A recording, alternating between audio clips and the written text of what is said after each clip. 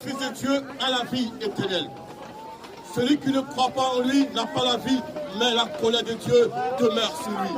Il s'agit de cette colère qui a été prononcée depuis le jardin d'Éden. Et donc, ça n'a rien à voir avec ton adoration, ta religion. Le problème est humanitaire, le problème est global, elle concerne toute la race humaine. C'est pour cela que Dieu, dans son amour, le créateur des cieux et de la terre, lui qui a créé l'homme, lui qui a créé la femme, lui qui a créé l'univers et tout ce que nous voyons aujourd'hui, il est vivant, Dieu. Dieu existe, Dieu est réel. Aucun homme ne peut dire que Dieu n'existe pas. Lorsque nous naissons et que nous grandissons, il y a ce qu'on appelle la pensée de l'éternité.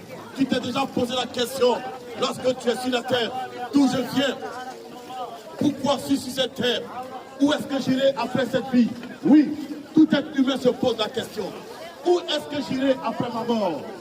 Où est-ce que j'irai après ma mort? Oui, nous venons de l'éternité et nous répartirons de l'éternité. Mais dans l'éternité, il y a deux chemins. Il y a celui du royaume des cieux, il y a celui qui part pour l'enfer. Mais Dieu ne veut pas que les hommes aillent à l'enfer. Dieu ne veut pas qu'aucun homme ne périsse. C'est pour cela qu'il a envoyé le Sauveur. Le Sauveur appelé Jésus-Christ, appelé Issa, celui qui s'est donné à la croix, sans demander à chacun de l'argent ou quoi que ce soit. Mais ce qu'il te demande, Issa, ce qu'il te demande, Jésus, c'est ta foi, c'est ta croyance en lui. Afin que lorsque tu vas passer ta croix, en ce nom merveilleux, en ce nom glorieux, en ce nom plein de compassion, d'amour, de pardon, tu reçois le pardon de tes péchés.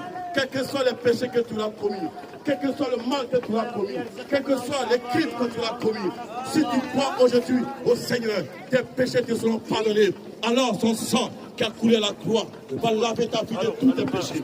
Son sang qui a coulé à la croix va te laver, va te purifier de toute iniquité. Alors je vais juste simplement t'annoncer que Jésus-Christ est celui qui donne la paix, qui donne le pardon, c'est celui qui donne la vie éternelle.